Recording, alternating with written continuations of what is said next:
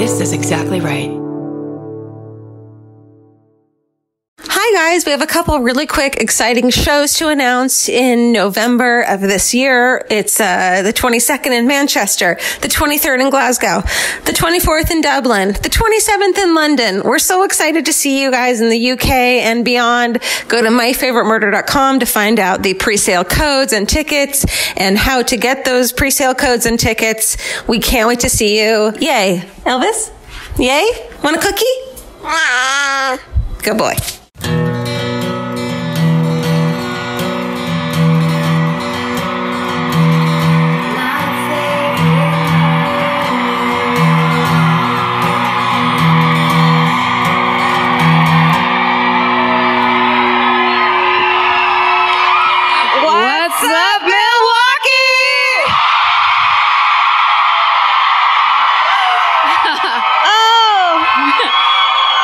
Totally forgot I had this on for a minute. Okay. Check this shit out. Karen in Georgia, on behalf of the state of Wisconsin, we would like to pronounce you Queens of the Cheese Factory of Athens.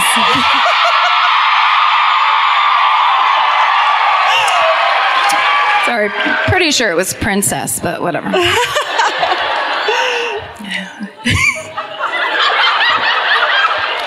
That's the best thing I've ever seen. You were the last one. Did she not know that everyone else was sitting down? Oh, no. She didn't know everybody else sat down.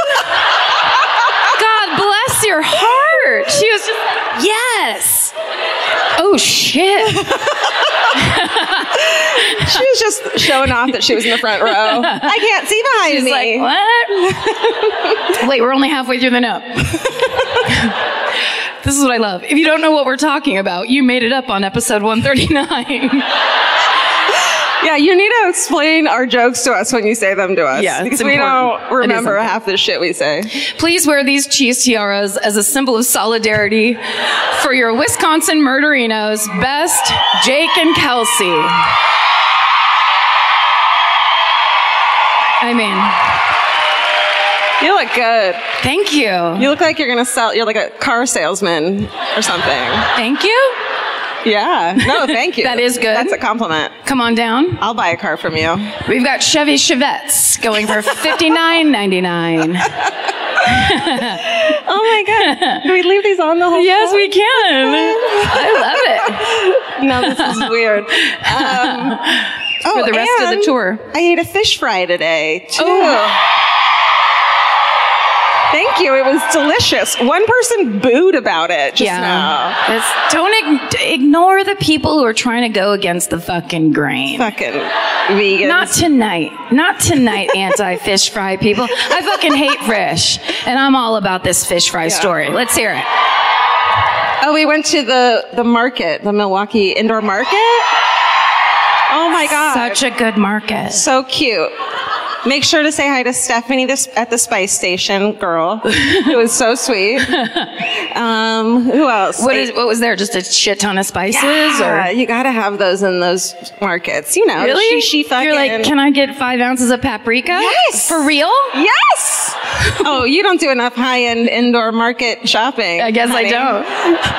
I guess I don't. It's fun. You buy a little of this and a little of that. What'd you get? Truffle salt. It's kind of my favorite thing. Is it really? Yeah. Wait, are you secretly rich? I didn't know. Yeah. No. I just love truffle. I stole it. Don't worry. Oh, okay. Hello, Stephanie. Oh, yeah. You put that on everything. But then we went and got fish fry, and it was really good. And oysters and crab legs for breakfast. What? Are you the fucking Little Mermaid, or what's happening? Whole crab. Well, I stayed in my room all day, and I didn't know how time was passing. And when the poor woman who came to clean the rooms was like, "Hey, housekeeping," and I was just like, "I don't want you to see what I'm doing in here." A lot of towels on the floor for no reason. It's so embarrassing. She just goes, "Want some new towels?" I was like, "Yeah, this thing. Thank you." But you know what I didn't do? Well, you do know. I know. I'm going to tell you a story that you're a part of. So last night, and this happens a lot. So first of all, we're so thrilled. This is the final weekend of a 5-month winter spring tour. Thank you. In case you don't know how to count, that's 2 different seasons of the year that we've been touring. Yeah, half a year, some would call it. That we've been coming to see everybody. And it's, of course, been amazing, but we also are very excited that this is the last one. We're very, very excited to be here for lots of reasons. So, as I was saying last night, you know, as that progresses, you get a little bit, I get a little bit more fucked up and unwound and like a little crazier when I'm like, look what I brought. And I look down and it's like, this time I didn't bring any pajamas. Yeah. Of any nightwear of any kind. Me neither. But there's like 7 choices of jeans, which I never wear, like will not wear, but I can if I want to. In the room that I never leave. So I should just bring like a kimono and just get real with myself. Just be up in that bed. Anyway, what I realized last night, thank you, before right as I was getting into the shower, is the one toiletry item I forgot to bring was shampoo. And so I was like halfway in and then I came back out and then I went to get the hotel shampoo because they have it all lined up, right? There's like 4 things. And as I look down, it's like body wash, body lotion, conditioner. And I'm like, fuck! No! And so because my hair had been dirty for a full 24, I believe. Airplane dirty too. That's not everyday dirty. Airplane dirty is like burn your pillowcase dirty. Yeah. You've got other people's stuff on you. So don't think about it. So what I see there, though, is that I have brought a little travel size of that Dr. Bronner's Castile soap. Oh, really? What are you, some kind of dirty fucking hippie? Because that shit doesn't work. Hi.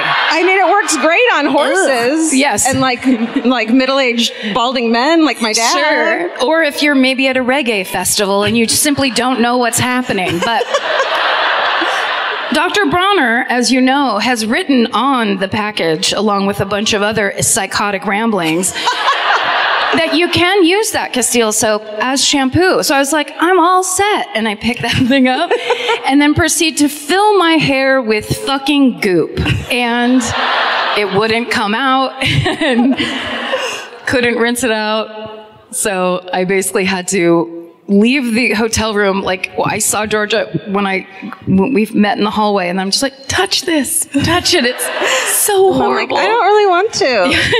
Come on, get in there. And I thought it was still wet. I thought she hadn't dried it yet. And so did Vince. When we got here, Vince was like, oh, we have a blow dryer. And it was like, totally dry. It's dry. Just like somehow looked tangled and dried out and then wet too. Yeah. It wasn't great. But then tonight I realized that maybe Georgia lent me half of her, and I'm not even joking, Madison Reed shampoo. Promo code murder! Listen, I stick with my word. That's my right. word is my shampoo. She fucking means it. We have article furniture and we use Madison Reed. Away suitcases. We like free shit. We really love free shit. That's what it is. It's a brag and it's also the best. So I use a little bit of that. Then I realized maybe something's wrong with my hair because it wasn't much different after the Madison Reed. So I don't know what it is. I think I'm just at the end. I'm just at the end of this tour, basically. My hair's like, we're not doing it anymore. So you can do whatever you want, but it gave up. Yeah, I think it did. Oh no. Yeah. Can I tell you a secret? Sure. An embarrassing one? Just to me or everybody? Don't listen. Okay. I have a paper cut on my lip that I got backstage. Because I was eating beef jerky and I got it stuck in my teeth. So I went to get it out with my murder. And it ripped my lip. Guys. That hurts. It's not the best way to get food out of your teeth, it turns out. And I carry fucking toothpicks everywhere I go. Instead, I'm like, paper cut. It's fun. It's fun. You know what else? This is the podcast, My Favorite Murder. This is Karen Kilgariff. This is Georgia Hardstark. Thank you. We're so excited to be here on our rug with our people. Yes. Oh, and with Steven's headphones. Oh, yeah. From last night. Some lovely person named Nicole, I think, made us a knitted Steven that complete with the headphones around its shoulders, which Steven always has. And then they fell off, but they're still here. How cute is that? Good. Should we sit down? Oh, yeah. Yeah, let's do it. Okay. Fucking. These chairs are worthy of our cheese crowns, I just want to say. These are and cheese thrones? Correct me if I'm wrong, because I've never seen a fucking episode. These are Game of Thrones chairs? No. Sorry. These are more Downton Abbey style. Oh, yeah. Early Victorian? It's, still the same. It's the same era. Heavy It's the same historical era. Oh. See? Let's see. That's You're good. No, it's good. It's good. How's mine? It's very, yours is good. My bangs are expertly covering one of the biggest zits I've ever had on my forehead. It's kind of like not a zit if your fucking hair covers it. It's the best. I feel like I cheated my hormones. That's right. It's the same as, it's not a zit if you just put some eyeliner on it and make it into a beauty mark. I highly recommend that one because certain things happen when you have a beauty mark right on your face that you don't realize could happen when you don't have one. I'm just saying, open up a little. You know, beauty mark girls, and they're fucking slutty. No, I'm just kidding. I don't know. I don't really know. All I know is every time I've done it, at some point in the evening, I was so drunk that I smeared my own beauty mark. And it's just like, that poor girl has mascara on her upper lip. That's what an alcoholic she is. And a zit. She has mascara. Oh, and a zit under it. What's happening? What the fuck? Is she okay? Oh, you want to tell them about the podcast? Oh, yes. No one needs to know this in here, I'm sure. But just in case, there's always a few stragglers. There's always a few dazzle-faced husbands that we see after the show that are just like, I don't know what she's doing, and I don't know why she's doing it with you now, but... Or bosses that are like, can I fire her for this? Or friends that are like, I can't stop being friends with her now. Yeah. But... So for all of you drag-alongs, that's what we like to call you, people that got brought here and are sitting in seats that people would have killed for. You're just sitting there, stunned. But this is a true crime comedy podcast, and sometimes people hear that combination, they get very sensitive about it, and they think it's disrespectful, even though they never listen to it. And they think they know who we are, even though they fucking don't know what they're talking about. So... we just like to tell everybody that George and I have both loved true crime since we were young. We've both been obsessed with it in ways we can't explain. Most of you understand. And thank you. But also at the same time, we've dealt with the horrors of our own lives and reality of the world through humor.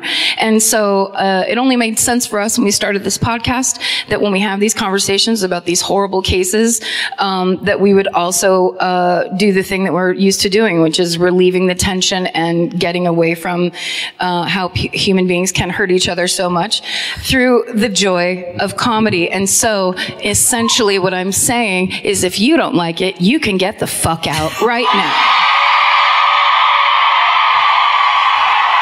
That was a good one. That was a good one.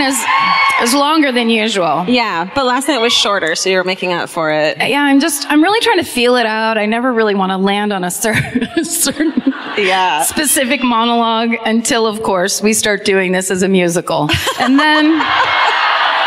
then it'll be totally different. If fucking Mean Girls can be a musical, then this can be a fucking musical. We can make a musical? I mean... Shit. I can't sing. You can play yourself. I'm going to be the one non-singing person in the musical. You can play the drums, and you can lip sync like a lot of people on Broadway do. Really? I can do both of those things mediocre. With America's #1 meal kit, HelloFresh, you'll get easy, seasonal recipes and pre-measured ingredients delivered right to your door. All you have to do is cook and enjoy. HelloFresh makes cooking delicious meals at home a reality. From step-by-step recipes to pre-measured ingredients, you'll have everything you need to get a wow-worthy dinner on the table in about 30 minutes. Say goodbye to endless grocery store trips and takeout. HelloFresh has you covered. There's something for everyone, from family recipes to calorie smart and vegetarian, and fun menu series like Hall of Fame and craft burgers. HelloFresh has more 5-star recipes than any other meal kit, so you'll know you're getting something incredible. HelloFresh is flexible and it fits your lifestyle. Easily change your delivery days, food preferences, and skip a week whenever you need. Break out of your dinner rut and make deliciousness part of every week with HelloFresh. I love that even though HelloFresh is super easy and they make it really basic and like straightforward, you still feel like you're cooking this like incredible home cooked dinner. And that makes me feel good about myself. And that instead of just ordering takeout, I'm actually making something and preparing something at home. And that just, it feels good. So for $80 off your first month of HelloFresh, go to HelloFresh.com/murder80 and enter murder80. It's like receiving 8 meals for free only at HelloFresh.com/murder80, promo code murder80. Go buy. You're first tonight? I am. Okay. And because of that, I'm going to do the story of Lori Bambi Bembenek. What's that? You're going to know what it is Okay. when I start telling you. Okay. They know. They're murmuring about it. This story, first of all, takes place in Milwaukee, which is crazy.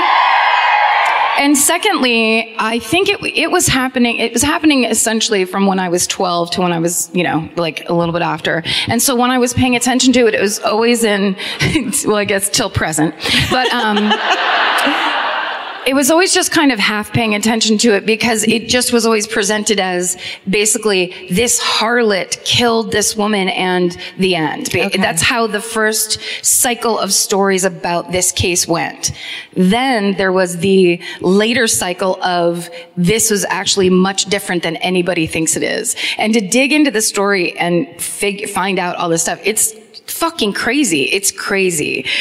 So a lot of the information I got is from an episode of one of the best produced true crime shows on television, Vanity Fair Confidential. I don't know if you've seen it. True, we're not kidding. It really is fucking weird. They're laughing. Why? And I know that you watched that because you and Jay were accidentally on a thread today. So we don't know the other's murder, and I love surprises, so I get really upset if I find out or you find out about it early, and then I wake up from a nap to, Georgia, don't read any of this! And it was probably a 25 text exchange of me going, what about this picture? What about that? Do you have this? I just don't understand why you don't like Vanity Fair Confidential. That's the weirdest... It's so odd. It's so odd to me. It's journalism, people. Mm-hmm. It's good. So,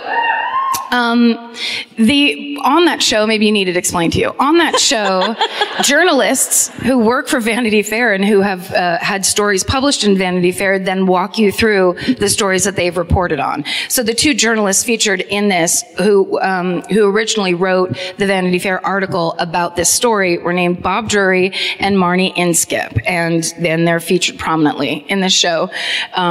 So let's get into it. At about 12:15 a.m. on May 28th, 1981, an intruder enters the Milwaukee home of Christine Schultz. They blindfold her, bind her hands with clothesline, gag her with a blue bandana, and then shoot her in the back with a .38 caliber pistol. The bullet pierces Christine's heart and kills her. Oh my God. Yeah. I don't know this one yet. Yeah. We're just getting right into it. Okay. This is Christine Schultz. Oh. Her sons, 11-year-old Sean and 7-year-old Shannon, are at home. They hear what they think is a firecracker. They get up, they run to their mom's room and find her laying there, bloody. God. Horrible. So Sean calls a family friend and says somebody broke into our house because he actually saw the person in the hallway, and says that the person was wearing a green jogging suit, was about 6 feet tall, was wearing a wig that was maybe red or maybe blonde.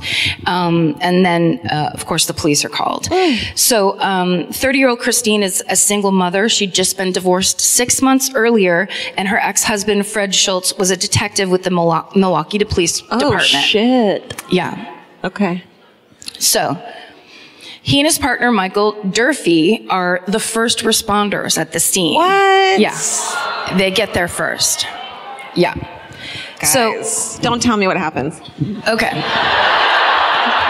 So, of course, Fred goes straight to his sons and is comforting them and taking care of them. And then, the other cops show up. But when the detectives start investigating the scene, the other detectives, they immediately think that something is fishy, because this is, of course, not a normal robbery with somebody being bound and gagged. So Fred Schultz is questioned, of course. He's the ex-husband. He tells detectives he and his partner were at a robbery call at the time of the murder. But when the investigators look into it, it turns out that Fred and his partner were actually at a bar drinking at the time. Not supposed to do that, I don't think. Not on duty. Not on duty. Just fucking wait till you clock off. So that's not good that he was lying, and it kind of freaks everybody out immediately. Then they take both his service weapon and his off-duty weapon, and they send them both to the crime lab for testing. And so, oh wait, I have a picture of the gun. Ooh, that's a big one. Got some 1980s shit right there. Right? It's pretty dirty Harry. Mm-hmm. So the investigators drive Fred out to the crime lab to show him the results of the gun testing, and they don't do that if it's good news. No, I don't think so. No. And it basically shows that his off-duty revolver was the gun used in the murder. Fuck. On the way back from the crime lab, Fred tries to jump out of the moving car that's going 60 miles an hour. So I would call that strike two. I keep looking at you guys as if I'm like, no, you didn't. You guys did that. That's not a thing. But here's the thing. Fred Schultz swears he did not kill his wife, and there's a bunch of people that were at the bar drinking when he was there that can confirm his alibi. And there was only one other person who had access to his gun, which was in a gym bag in his bedroom closet, and that was Fred's brand new wife, 22-year-old Laurencia. Yes, that's right. You were just doing a little marriage math there, weren't you? They'd been divorced 6 months before, and he was remarried 4 months after that divorce. And then subtract their age difference, add 10 years, and add she's 22, and you get a bummer story. Yeah. That's right. Once again. That's right. So the only other person that had that gun available to them was his new wife, 22-year-old Laurencia Lori Bembenek. And this is her. Let me see her. Oh my God. So I think, as we all know, people who follow true crime, when you have I won't call it standard, but when you have a case of a wife being shot and a husband being looked at, that's pretty standard. Until you have somebody that looks like this in the mix. And that's when the media shits a brick. Yeah. And goes fucking insane. Sure. And this was the 80s. So it was kind of this was pre the CNN 24-hour news cycle. Yeah. This was right at the beginning of the, of this kind of tabloid style news. Yeah, crime coverage. And of course, everybody loves to hate a pretty lady. So, so they begin looking into the new Mrs. Schultz. And Lori was supposedly home alone in their apartment when Christine was murdered. So she has no actual alibi. And she had access to the off-duty revolver. And she also had access to Christine's house keys because Fred had taken them. He had taken his older son Sean's key and copied it. And so he had a key to Christine's house, which was his old house. Which he wasn't supposed to. Well, I mean, I don't think Christine knew it. Right. Yeah, because he had moved out of the house. Sure. So, so the police look into the couple, and this is when they witnesses come forward and say that they have overheard Lori talking at dinner parties about how that she wants Christine dead. Oh, that's not dinner party conversation. It really isn't. It's really not. You know what that is? You go into the kitchen and you say it under your breath to your sister. Yeah. And this is coming from people who talk about murder at dinner parties. Yes, fucking don't talk about that. That kind of shit of like, I'm gonna wait till 20 people gather around, throw back some white wine, and then start talking about how I want my husband's ex-wife dead. Yeah. It doesn't make sense. So they said that she had said she wished Christine were dead and that someone ought to, quote, take her out. What the fuck? Right. The cops then theorized that Lori took her new husband's service revolver, jogged over to Christine's house. Get that exercise in. In disguise. You gotta multitask, right? You've got to get your shit done.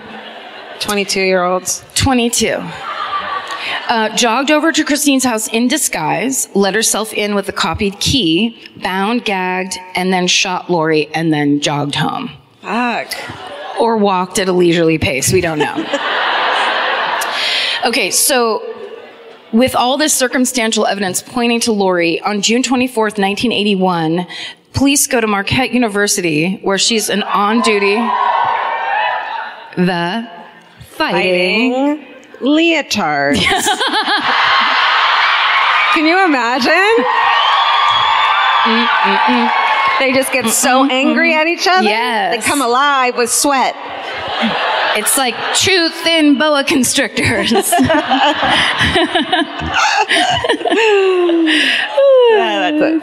I don't want that game to die. I just don't want it to. Okay, she is on duty there as a public safety officer, and she had been a police officer in the Milwaukee Police Department for a couple months, and then she got fired because she went to a concert, and according to her, her friends started smoking pot, and they got caught, and then she got busted for it, and because of that, she was fired. She claims that she was not smoking pot, but they didn't care. So basically, then she had a job as a security officer, and this is her when she was arrested. That's a child. 22.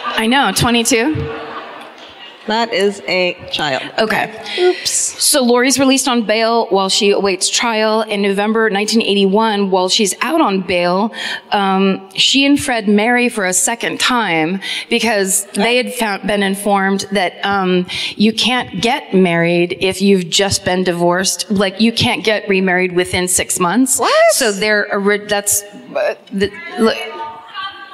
it's Wisconsin law. Yeah. Yeah, we know. I mean, can a person fall in love in 4 months? I'm here to talk about divorce law. Oh my God, I hope they talk about it. It's my area of expertise. Jesus. So anyway, their marriage is declared annulled. Okay. And then they have to get remarried right after the 6-month mark. What a bummer. Yeah, right? Okay, so here, this is them together. Oh, no. Look at that shirt. Okay. So, it's Jay, actually. Okay, so, just stop yelling. So, let's go back to how the two of them met. So great. Fred and Lori, they met at a bar called The Tracks, which is so hilarious. There's a Tracks bar in Petaluma where my sister will be like, do you want to go out? And then Adrian will be like, yeah, let's go to Tracks. And then Laura's like, well, then that's like not going out. So let's fucking not go out.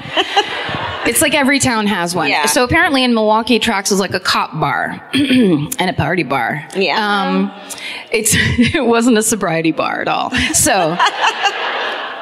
So they meet at Tracks. Lori is, and I'm sure you can tell, but she was very beautiful, tall, thin. She did some modeling in her time. She'd also been a waitress at the Playboy Club. So she was, she was a beautiful lady. And Fred was known as a ladies' man and a party guy. And his nickname was Disco.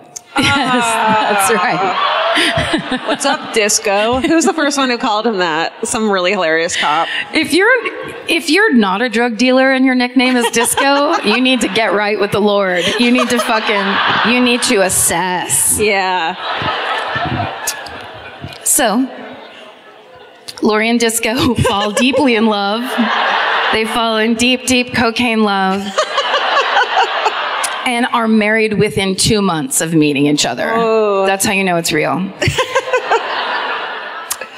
So the authorities believe that Lori's motive for murder is that she hated the fact that half of her husband's paycheck was going to his ex-wife, and it was keeping her from living the high life like she wanted to live and being rich or whatever. So.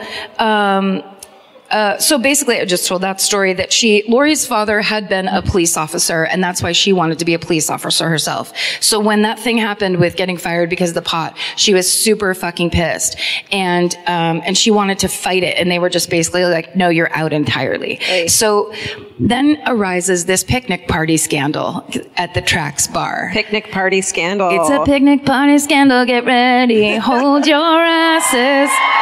So. That sounds like a 1960s beach movie. Picnic party scandal.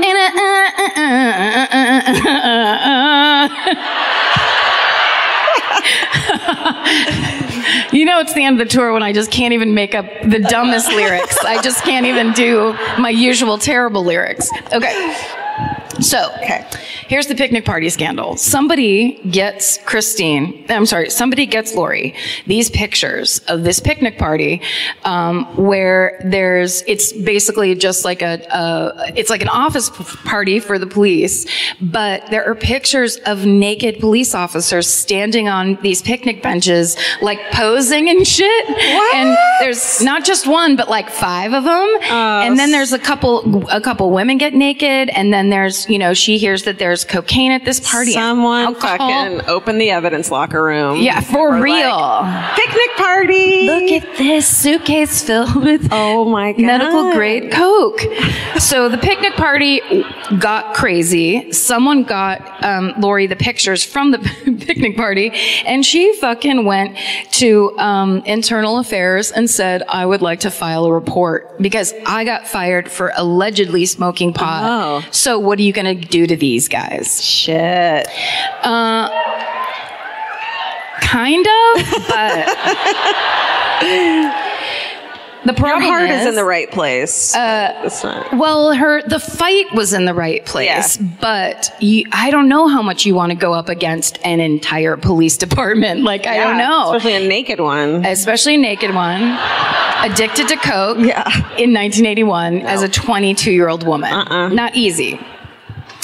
Of course, the Milwaukee police takes no official action, but the Justice Department gets wind of this and they open a file. And there's actually then an accusation that what really happened behind Lori's firing was that the Milwaukee Police Department was taking money to hire women and minorities, and then they would just hire them, take the money, and immediately fire them. That was the accusation. It was never proven. Okay. Dead rats and begin appearing on the windshield of Lori's car, and the car also starts getting keyed all the time. Which one's worse? Dead rats. But dead rats aren't permanent. You can just turn on those windshield wipers and peel out.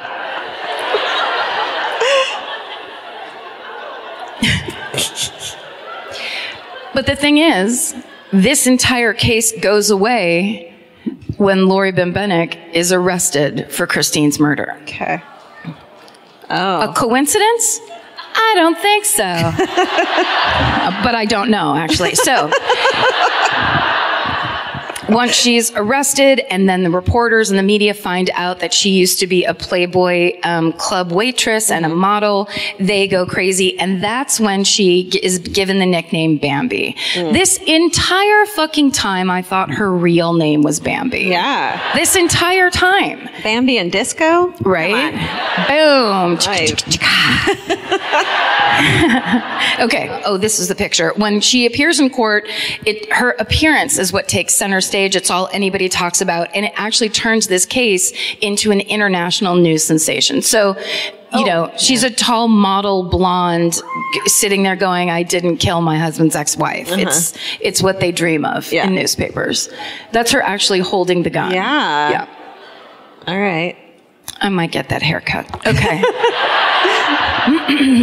So the modeling and the Playboy waitressing element only fuels the prosecution's argument that Lori is a notoriously, quote unquote, loose woman with financial problems who is, quote, addicted to expensive living, and that she wanted Christine out of the picture so that Fred wouldn't have to pay her any more alimony. And the investigators claim to find 2 hairs at the crime scene that match Lori's, and that's their strongest piece of evidence. And that plus access to the murder weapon, which has blood on it. So the prosecution also introduces witnesses to testify about Lori talking about wanting Christine dead at dinner parties on multiple occasions. One witness even came forward to say that Lori offered to pay him as her hitman to do the job, but he declined. And then on top of all that, the investigators find a wig in the plumbing system in Lori's apartment. And it's made of fibers that match the wig fibers found at the crime scene. She tried to flush a wig down the toilet? Yeah. Girl. Right? What the fuck? Burn your wigs, everybody. If you walk away with anything tonight, burn your crime wig.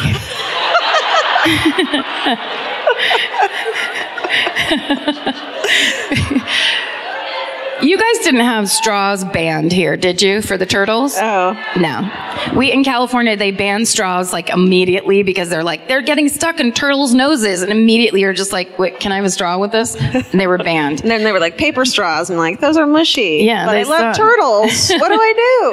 I just like the idea that in this, you flush a wig, it goes out into the ocean, and a turtle's like, what the fuck? Wait a second. Hold on. Maybe I don't hate it so much after all. Yeah. Then they evolve to have long, beautiful, flowing hair. But it's like purple and blue and like fucking disco style. Okay.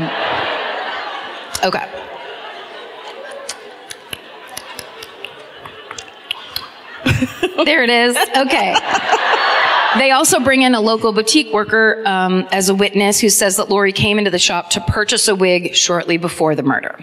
So despite all this evidence, Christine's son, Sean, the 11-year-old who called the friend, the older son, he states he does not believe the intruder is Lori.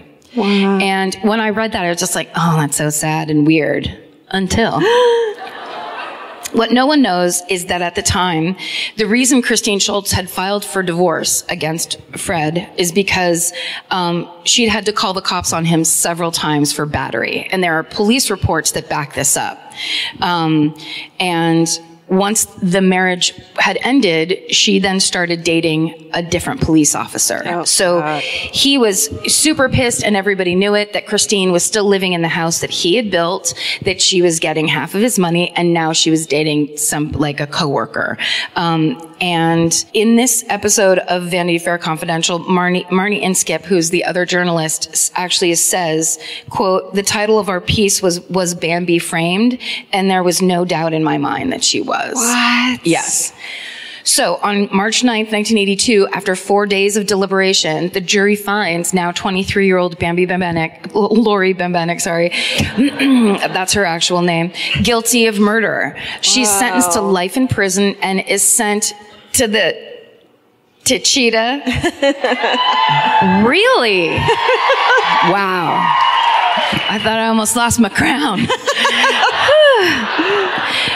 See, I highlighted it because I was going to ask someone how to pronounce it. Yeah. Then I just did a bunch of makeup for a while.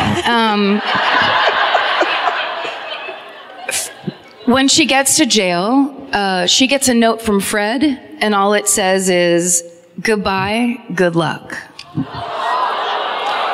In prison. In Priz. Oy. Night 1. Oh, here's my husband wrote me a letter. I'm going to feel so much Put that under my pillow, and night-night. Good night. Good luck. What does that mean? It's so creepy. So creepy. Good luck. Yeah. In jail. And about a year later, he sent her another letter saying that he's moving to Florida, allegedly, to live with a 19-year-old girl. So they're granted their divorce on June 19th, 1984. And this is around the same time that Fred, who in the beginning, right after her arrest, was saying there's no way she could have done it. A year later, he's telling everyone that Lori is guilty as sin. Fuck. Because fucking Disco Freddy betrays all. Oh, shit. So in jail, Lori starts to put together that maybe Fred has somehow framed her for Christine's murder, and that she basically took the fall for his own plan. He was the one who hired Lori's lawyer, and she feels that maybe he willfully neglected any evidence that tied Fred to the scene or to the crime. She also learns that Judy Zess, who is the one of the people who had testified against Lori, saying, "Oh, I heard her say at a dinner party that she wanted Christine killed." Judy Zess had recanted her statement, saying that it was made under duress. And Lori doesn't find out about that until she's in jail. Then she also realizes that that wig that's found in her sewer system, fucking Judy Zess had come over the day before and used the bathroom. And she was the last person, the last other person in the house besides herself before that murder took place. Shit. Yes. Okay, so here we go. Yeah. Things are turning. I'm getting it. Then the medical examiner who conducted Christine's autopsy refutes the hair analyst's claim that the hairs found on Christine's body match Lori's hair taken from Lori's hairbrush. He says that he could find that nothing he found could possibly match Lori's hair, as the hairs weren't even the proper color. The hairs that were found were brown, and Lori's was obviously blonde. So that's Lori, some basic fucking evidence. It's just that's colors, man. Yeah. That's first grade colors. Yeah. You get a first grader on the stand? Nope. Be like, sorry, that one's blonde. Lori tries filing 3 different appeals on the grounds that police mishandled evidence. They're all denied. Hey. Yes. Then there's an investigator that starts helping her and working for her because he also believes that this is basically a conspiracy. And so he finds out about a man named Frederick Hornberger, who is a career criminal who also dated Judy Zess. And he knew Fred Schultz through Judy because they all partied at Trax. Come on, everybody. So it turns out that a few weeks after Christine's murder, Hornberger had been arrested for robbing and beating Judy Zess. And the crime, he was convicted for this crime. And the similarities between the MO in that attack and Christine Schultz's murder are undeniable. Both victims had been bound, the guns had been held directly against the body, and the intruder wore a green tracksuit and a blondish reddish wig. Holy shit. Yes. It goes all the way to that. So, while he's Hornberger's in jail for his crimes against Judy, he allegedly bragged to inmates that he was the one who actually killed Christine Schultz. But in November of 1991, he commits suicide in jail. So it can never be confirmed or proven. All right. Now, back to Lori. She's in jail still. Okay, so she meets her cellmate's brother. His name is Dominic Gugliotto. Sorry. I love Italians, I swear. Gugliotto sounds like he has crazy eyes. Oh, let's see if he does. Oh, shit. That's her and Fred so in court, she and Fred were like the dream team. Yeah. And the second she's convicted, he's like, goodbye, good luck. Oh. All right. There's Dominic Gugliotto, the Googs, we like to call him. Is he a bartender at Trax? Everything takes place at Trax, by the way. All right. I see it.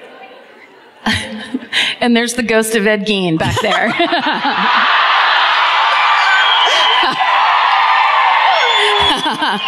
Good one. Thanks.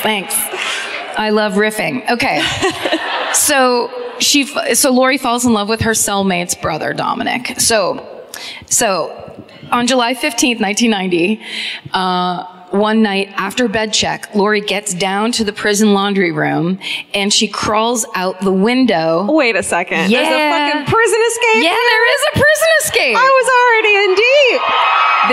What? You guys? This story has it all. So she climbs out the laundry room window. She hops into Guglielmi's truck.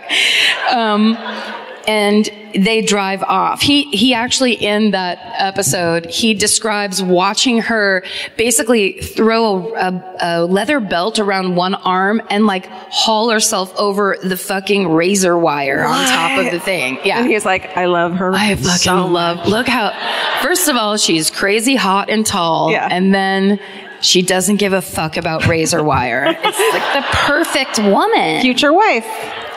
She jumps into Guglielmi's truck and they abandon that truck at a Target parking lot, and then they flee to Thunder Bay, Ontario, Canada. Oh. So, meanwhile, back in the States, once they figure out she's escaped from jail, everybody goes fucking nuts. And this is when they start making Run Bambi Run t-shirts and holy shit. Bumper stickers. And it's actually kind of interesting because, and especially in Milwaukee, there now become a vocal group of people who think that she has been framed, that she has been set up, that she did not get a fair trial, that the whole thing is crooked. And it's, of course, those people are featured in this episode. If you want to go see some of your fellow citizens in 1983 just being like, I don't think she got a fair trial. I don't know what that accent is, but the one lady they let talk, you could tell, it was like she was made of Marlboro Lights. It was awesome. I fucking love her. It's like, from her throat up through her hair, she was just like, I don't think she got a fair trial. Okay.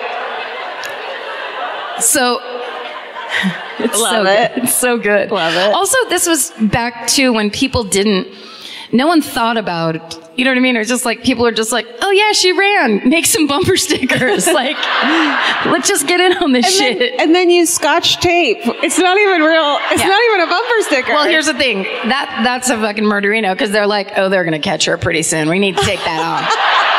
I'm not fucking up my station wagon back window. Yeah.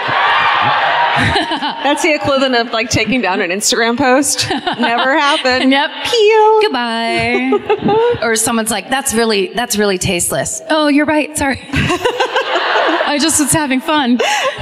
Someone was selling it in front of the courthouse. Okay, so they make it to Canada, as I say. They're hiding up there. Lori gets a job as a waitress and a fitness instructor. Hey, lay low. I know. No one can. Yeah. She starts telling everybody her name is Jennifer Gazana. Okay. That's fun. And they successfully dodge authorities for 3 months. Oh, that's it. But of course, back here, she's this folk hero that everyone's talking about, and they do an America's Most Wanted on the whole case. Yes. You fucked. Right? So, an American tourist is up in Thunder Bay to watch the thunder and get some good times. They recognize Lori as she's waitressing, and October 17th, 1990, Lori and Dominic are both caught and arrested. So there's her being arrested in Canada. But I have mousy brown hair now. Oh man, she's jacket. Like, if I just wear beige, no one will see me again. Try to be less tall, Lori. Okay. So, a month after they're arrested, Dominic is deported back to the United States, but Lori seeks to remain in Canada as a refugee, telling Canadian authorities that she's the victim of a conspiracy between Milwaukee police and the judicial system of Wisconsin. Wow. And they are sympathetic to her story once they look at all these facts. And Canada refuses to extradite her. Wow. Right? Unless Wisconsin authorities grant her a judicial review of her case. Canadians are so nice. They're so nice. I know. And they're really soft-spoken, yeah. but they love justice. So, So the American authorities end up agreeing to the terms, and Lori ends up getting a retrial. Amazing. Yes. Okay.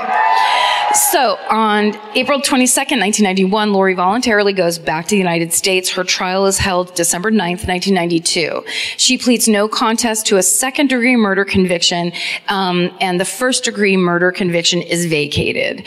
And she gets a 20-year sentence, which is commuted to time served, and she's released 3 hours after her sentencing, having already served 10 years in prison. What the fuck?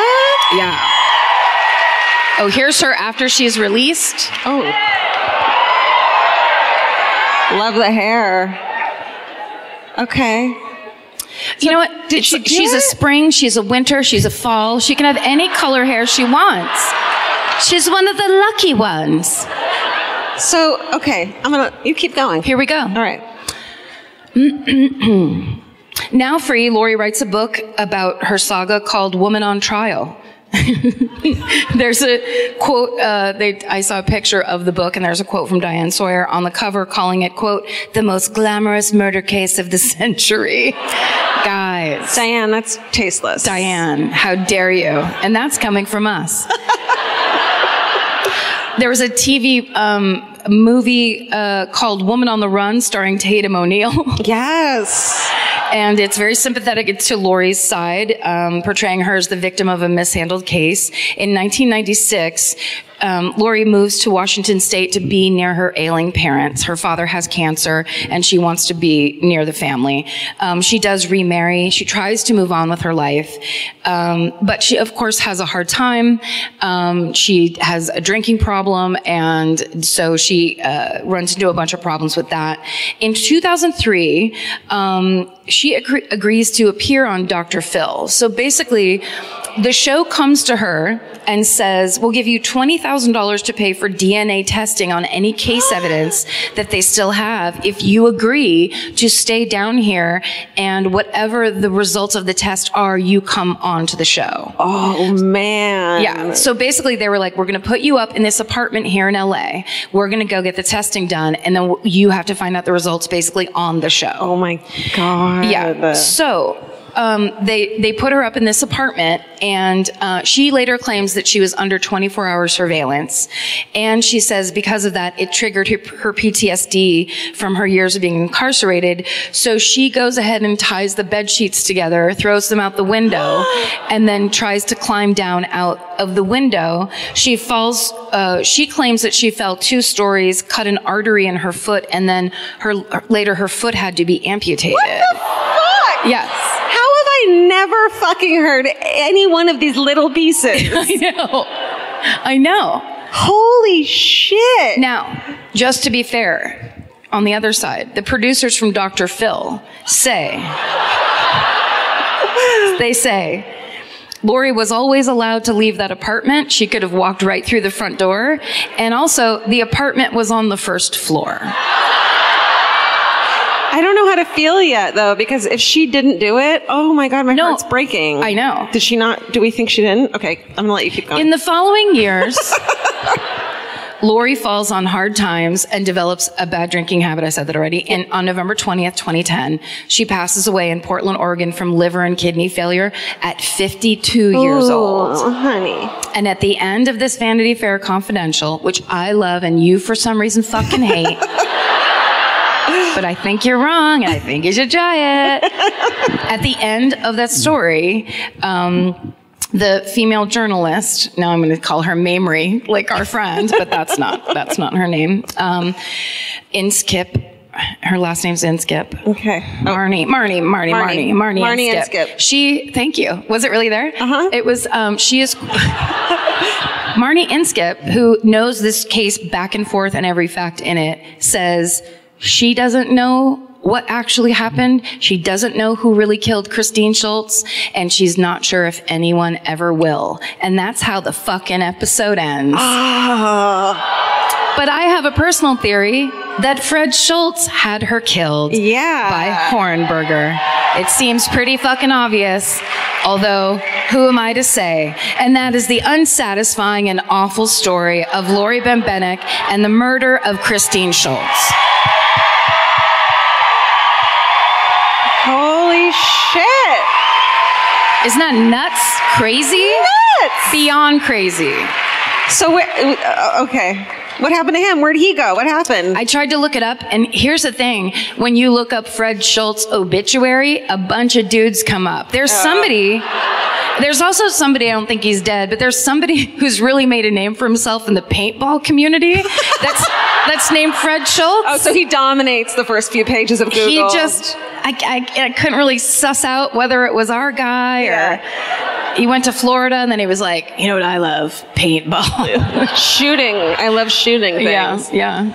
So I don't know. That was a wild ride. Yeah. That was amazing. Crazy? I don't know how I'm supposed to fucking follow that. Let's just end. No. Let's just go to tracks.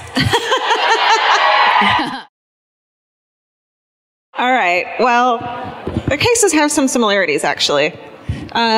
This is the death of Barb Kenthammer. Ooh.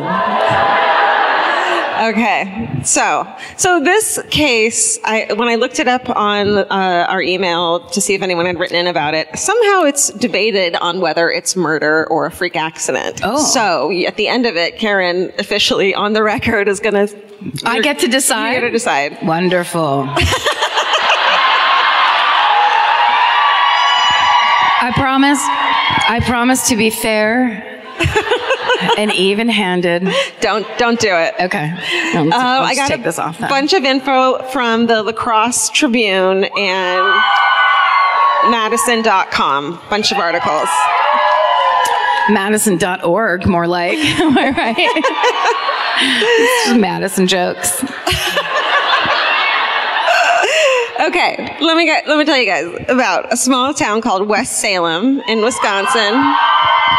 They're all here tonight. 47-year-old Todd Kenthammer, he works on cars. He's like a generally handy dude, builds houses, this sort of thing. And he lives in West Salem with his wife of 25 years, 46-year-old Barbara Kenthammer. She goes by Barb. This is them.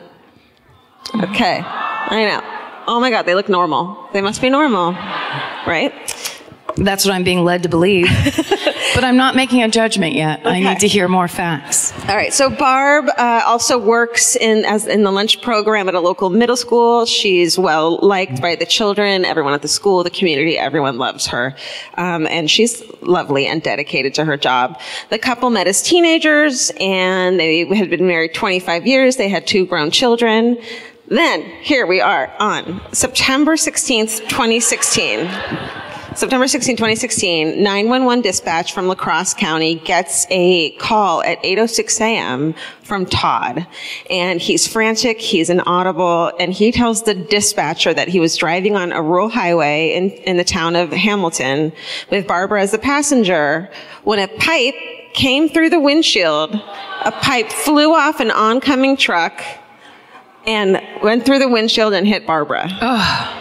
And she's bleeding out of her nose and mouth. He's saying she's, can't feel a heartbeat. Please hurry. And the Generation Y played the 911 call. I don't like it. Yeah. But yay, Generation Y. Yes. Yay to them. Boo to 911 calls. Okay, what? Well, I was just going to ask, did it sound authentic to you? I don't know. Okay. This shit. I just had to ask. I'm building a case. Okay. Then no. Okay. Oh, okay. Okay. The first paramedic at the scene finds Todd kneeling over his wife. He had pulled her from the car and was doing CPR on the phone with the 911 dispatcher. She's unresponsive when medical help arrives. At the scene, Todd tells the authorities that they were just driving on a straight, flat stretch of highway when the pipe had come through the window, and bounced off the pavement through the passenger side window, hitting his wife. But then on the way to the hospital, he's with an investigator, and he adds that when he first saw the pipe coming at them, he didn't know what it was. He thought maybe it was a bird flying at the windshield, so he punches the windshield, which is why his knuckles are all bloody and cut up. Excuse me. Go ahead. Okay. One time, We were driving down the 580 over by Livermore in California, and it was nighttime, and the truck in front of us had this, I would say a 10-foot aluminum ladder, and it bounced off the back of the truck in front of us, and we watched it. This was when I was still married, and my ex was like, he just reached over and goes, "Hold on."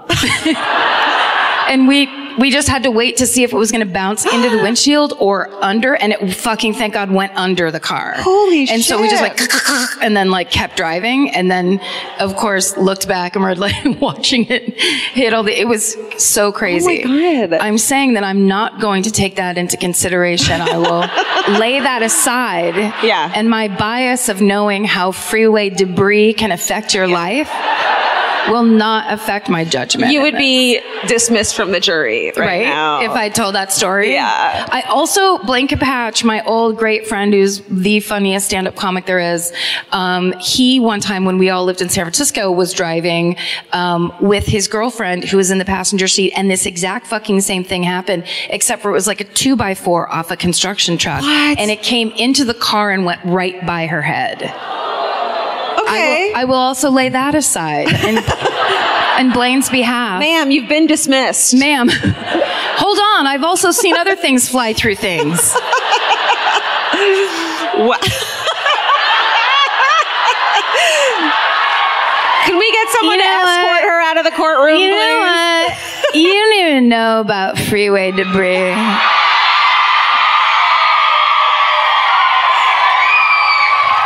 Thank you. Thank you so much. Thank you for that. Thank you. So he punched the window is where we were at. Bullshit. Okay, let me show you a couple of pictures. So this is where the car stopped. He said he tried to turn around on a side road and then accidentally backed up into the fucking weeds or whatever. And then that's him at the scene. Oh no. They hate his shirt. I'm sorry, that is a pretty good shirt though. It's funny and it's visual and it makes you think and it makes you laugh. And it's covered in blood. It's covered in your fucking wife's blood. And those are his hands. Punch the windshield. To like whatever's coming through. His argument was he was like trying to stop it from coming through. Do we believe it? It simply doesn't work that way. So, blah, blah, blah, blah. I tried to punch it away. Yeah. So he says this is why he has injuries to his knuckles, and also that's why he has scratches on his neck and chest. He says they're from the glass. He says he then pulled the car over to a side road. He accidentally put it in reverse. He said he got out of the car and removed the pipe from the windshield for some reason, pulls Barbara out and tries to give her CPR for 3 to 5 minutes before calling 911. I don't know about you guys, but when I see like a fucking paper cut, I call 911. Like, yes. It's not like myself. That's why you're on the phone tonight? Yeah. Oh my God, help me. No, don't only call in an emergency, but go ahead and call in an emergency. Yeah. You know? Well, also, just 3 to 5 minutes when in an emergency situation is the equivalent of real time 18 hours. Exactly. Like that's so long. Right. It's a long time. So then he calls 911 at 8:06 a.m. Sadly, Barb never regains consciousness and she's declared brain dead at 5:02 p.m. the next day. It's very sad. When police investigate, they find a shit ton of inconsistencies. Me too. Yeah. A passerby says that he saw the Camry right before Todd called 911 driving by in that ditch, and he like looked over to see what was wrong with it. He said the windshield was intact. There was no fucking breakage on the windshield, and that the passenger door was open and there was nobody around. So he didn't see anyone. Oh. Then authorities find the 10-pound, 53-inch galvanized steel pipe in the weeds behind the passenger side of the car where he said he threw it before trying to save her life. And this is, to me, like, this tells you everything. They opened the trunk and realized that the trunk had to have been opened because there's, like, grass from the ditch in the closed trunk. You know what I mean? Yeah. So, like, why would you open the trunk? Because you did it. Okay. Yeah. Also, I just had that moment of like, I bet as a detective when you do something like that and you flick open that thing and then you see it and then you're like, I'm so fucking smart. That's what I would do, where I'm just like, look at me observing this inconsistency. Yeah. And you know what else? I'm not going to touch it, and I'm going to make sure it gets photographed because I'm good at my job. Because I'm so good. So good. And emergency responders hadn't found glass on Barbara at all, so that whole story doesn't make sense. Todd tells investigators that he and Barb, they were like, what happened? He and Barb left their home in West Salem that morning between 7:30 and 7:45 a.m. And they were going to Holman, where Todd had said he was going to pick up a car to fix the windshield, because he did shit like that.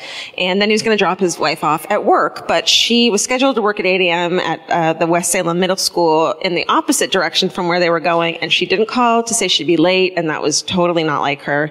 And then the owner of the truck that he said they were going to pick up was like, no, that wasn't a plan in my head. That never was a plan. Tighten up your shit, dude. Truly. And then GPS showed that the couple's cell phone, that they had been at a neighbor's house, and it was just all over the place. And a car match. So then the fucking investigators, so smart, they go like down the road to a business that has camera to the road. So they see the Camry driving by at the time at 7:57, traveling north on Highway M. And then they keep watching it, and no fucking flatbed truck ever goes the other way. So it's like, it's not going to happen, bro. Yeah. So, okay, they try to recreate the crash site, which had to be so much fun, and it just doesn't add up. There's no way that pipe can fucking straight up, do that thing. So, I'm just thinking, like, also, sorry, but they were behind the truck? No, they were coming in the opposite direction from the truck. So the truck's driving and it flies forward from the truck. No! Wait, I would have said no right at the beginning if I had known that. It's because you're a good investigator. It's because you're a good detective. I wouldn't have even needed that grass in the trunk because I would have already known. That's nuts. Yeah.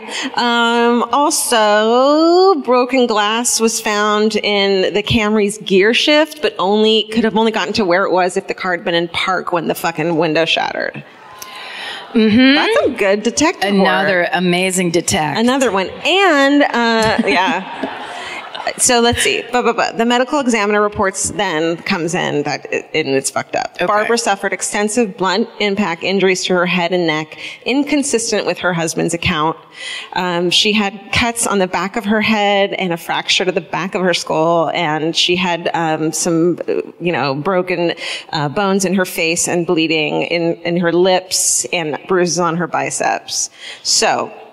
Let's see. And they get DNA out of her fingernails, and his DNA is under it. Oh my God. Yeah. I mean, you can't argue with that. So, and then there's bloodstains around the passenger side of the seat. So it looks like he had been hitting her in the car. And also there's no, glass in the windshield. I mean, there's no windshield glass in the door pocket, where you put your tissues or whatever. Yeah. So, right? I like to line up empty Starbucks cups down there to see how long I can go. I like to put tissues over there, so I have to, when I need them, they're too far away for me to grab. Just so you can suffer a little bit? Yeah, that's what I like to do. So there's no glass in there, meaning the door was open, so he probably got out of the car, pulled her out, and then put and then opened the trunk to get the pipe out. Oh, right. Which is why the trunk had been opened, and then stuck it through the windshield. And there was no blood on the fucking pipe either. This guy's bad at it. Yeah. He's bad at it. Yeah. Okay. And now I don't like his shirt. Let's see. So, okay. And then there's also like orange soil and sand on the pipe and in the trunk, showing that it had been in there. And the couple was getting like their plumbing redone, and it totally looks just like a plumbing pipe. Do I have any more photos? Maybe. Nope, I do not. We all just went into the abyss just there. What? So then he's all weird, and it says he's jittery and emotional at the funeral home, but it's like, well, yeah. It's not that weird. You would be. You just did a terrible crime. Like, literally, you did it so terribly. Yeah. At the funeral, he makes arrangements. He wants her cremated. He's super forceful about it. He doesn't want anyone looking at her in the casket. And even the funeral director was like to the cops, "That's not normal. That was weird. Like, this isn't." Look, I gotta say something. Yeah. And I hate talking, and people, but yeah, you got to think that the funeral director's seen some fucked up shit. Yes. Except they're like, this dude over here. Yeah. That's not good. Red flag. Yeah.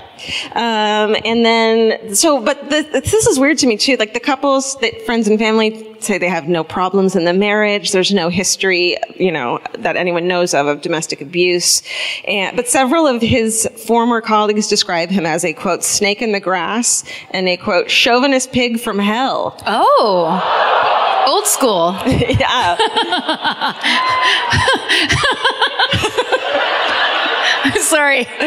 My mom used to use the phrase chauvinist pig all the time in the 80s. I just remember. Yeah, you chauvinist pig. What a chauvinist pig. That was a thing. It was real. I totally She should have made a shirt. A little pig with a mustache or something.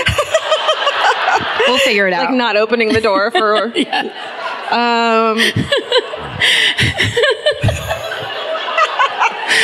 Chauvinist pig. It's still alive in Wisconsin, that phrase. Yeah. Good job, guys. God bless. God bless. So, 81 days after Barb's death, on December 7th, police arrest Todd for intentional homicide. He's bailed out because his family all thinks that he fucking didn't do it. It was an accident. His children, of course, don't want to believe it. They can't believe it. He's put under house arrest and monitored by GPS. And his trial starts a year later in December 2017. He testifies, offers multiple versions of what they were doing that day, why they were out where they were out, and it just doesn't really make sense. And then, let's see. But witnesses for the prosecution also debunk his story, and prosecutors argue the evidence shows that he beat his wife, then took the pipe from the trunk and drove it into the windshield while she was dying on the ground. There was there was also, looked like he had tried twice to get the fucking pipe through the windshield. I just don't like him. So, his two children and family members believe he's innocent and that there's no motive for what happened. Prosecutors think that they just got into a fight that led to Todd killing her. After 9 hours of deliberation, a panel of 10 women and 2 men find 47-year-old Todd Kendhammer guilty of first-degree intentional homicide. He's sentenced to life in prison and eligible for parole in 30 years, but he is fucking locked up, and that's the death of Barb Kendhammer. Wow. Thank you. Some fucking Final Destination bullshit. Yeah, really. No way, dude. Nope. So, officially, Karen says no. Yeah, oh, right. You don't deserve to wear such a beautiful shirt, you asshole. Thanks so much. Do we have time? Yeah, it's time. Let's do it. Here comes Vince. There he is.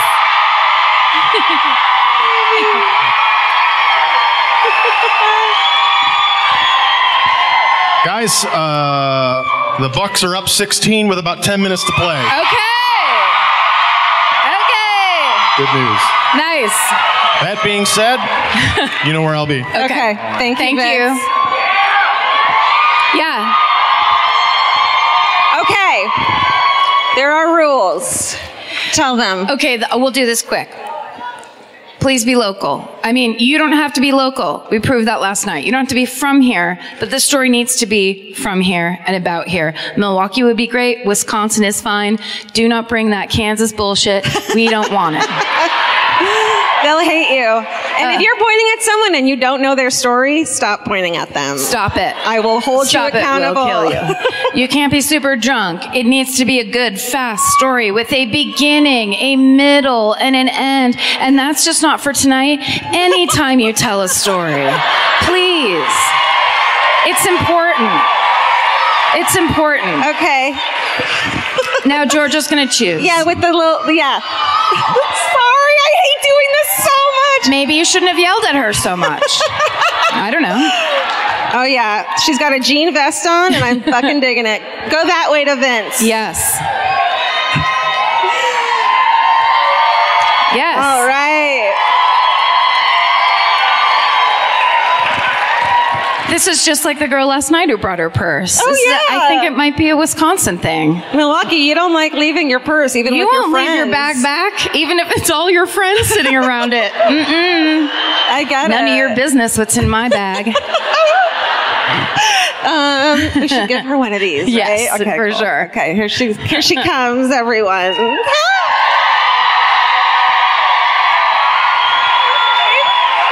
Stacy, everyone. Hi, nice to meet you. It's Stacy, everybody. Stacy. Stacy. Where are you from, Stacy? I live in Mequon. Okay. And I just want to thank my students are here. What? Who got me interested in the podcast. Wait, what do you teach? First grade? No. Are they here?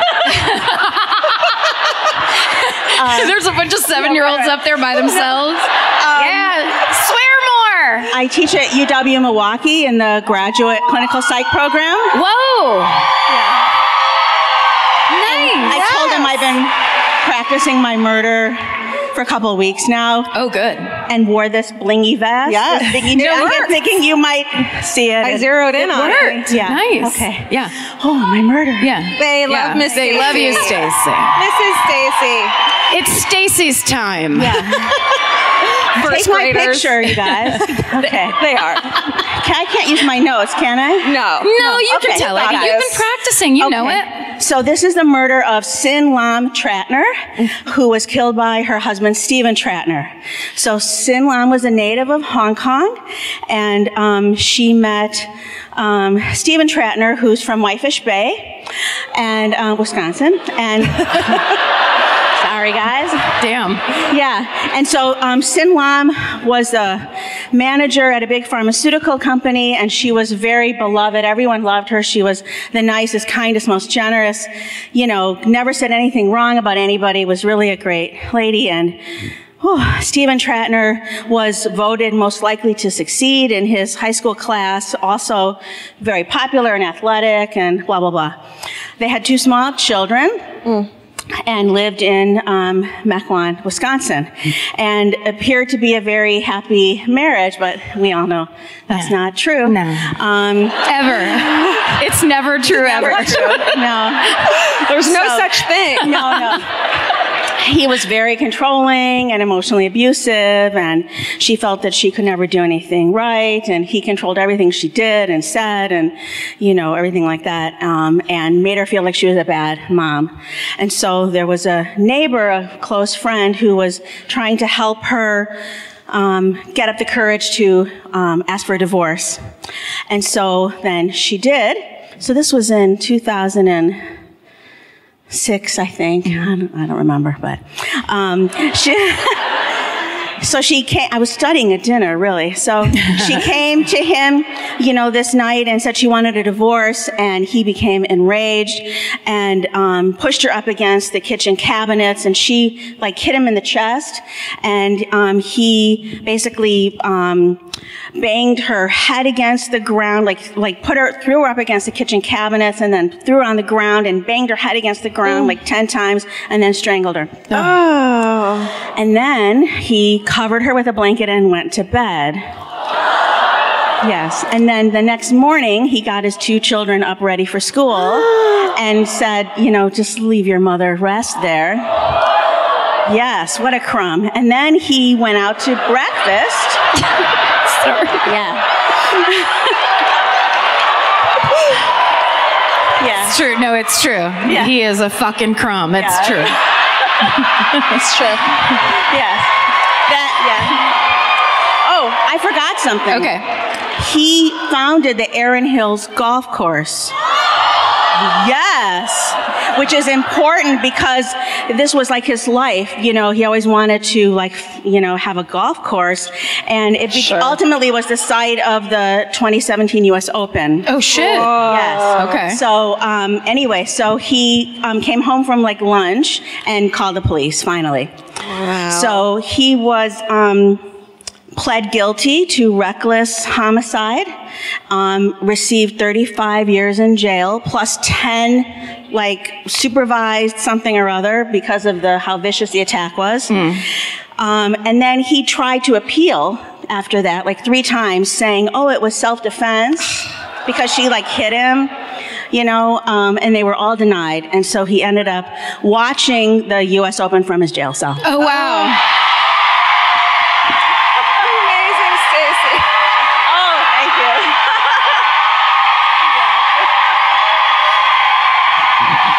Perfection. Amazing. Stacy, everybody, let her know. You killed it. You killed it. Yeah. That's how you do a hometown. If you don't think I'm not going to start calling people crumbs, you got another thing coming. Crumb, chauvinistic pig. And a chauvinist pig. It's our fucking word of the day. There's 3 of them. Wow, what a perfect fucking end to this beautiful 2-night run.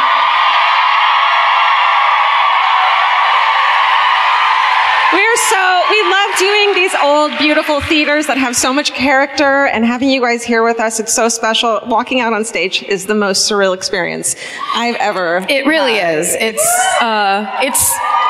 It's very, it's a dream come true. Yeah. And it's happening because you guys have mobilized and come together and created this community and supported us every step of the way. And it is such an amazing, beautiful thing to see.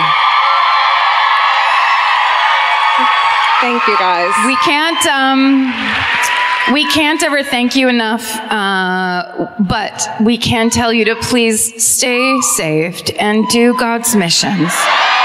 Also, after the show, that's right. There's a drag show after the show at Dick's. Did you hear about that? They're doing a My Favorite Murder themed drag show at Dick's. And we're so obsessed with that. Yet one more dream come true. Yeah. So you should go to that. What the fuck is this life? I don't know. It makes no sense. It doesn't. But whatever it is, we're totally in for it. Yep. We're into it, and so are you. Thank you so much. Yeah, thanks, guys. Stay sexy. And thank you, Milwaukee. Thanks, you guys.